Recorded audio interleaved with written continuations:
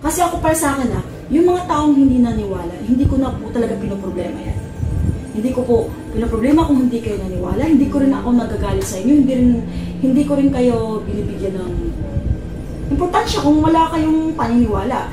Pero alam mo ba kung ano yung pinaka-importante dito? Yung marunong ka respeto.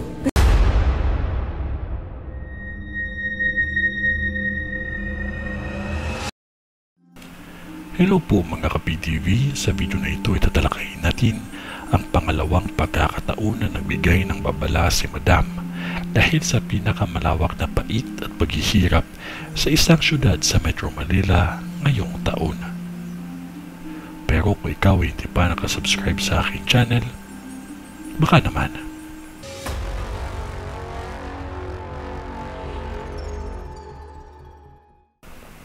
Ipapaalala ko po ulit sa lugar na ito na sa taong 2024, kayo ay may malawak at malaking sunog na mararanasan.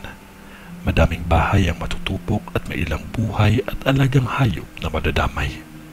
Sikapin ninyo na hindi po ito mangyari dahil sa vision ko, hirap igilin ng apoy. Magdasal palagi at huwag makalimot ang magdasal sa Ama.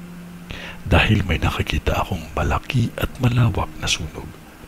Alam ko na hindi ganoon kadali basahin ang mga visions ko, ngunit ito ay babala sa ating lahat upang maagapan ang pwedeng mangyayari pa lamang, lalo na sa mga lugar na nabanggit ko.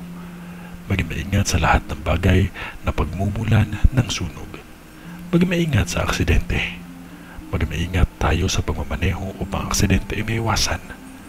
Kung ano man ang mga bagay na ating pinangangambahan, manalangin lamang tayong lahat dahil ang Diyos kailanman ay hindi natutulog. Ito ay ang bisyon ni Madam sa Marikina. Kung ano man yun ay wala pa ding makakatalo sa taimtim na panalangin natin sa Diyos Amang makapangyarihan sa lahat. Sa ngalan ng Diyos Ama, ng Diyos Anak, at ng Diyos Espiritu Santo. Amen.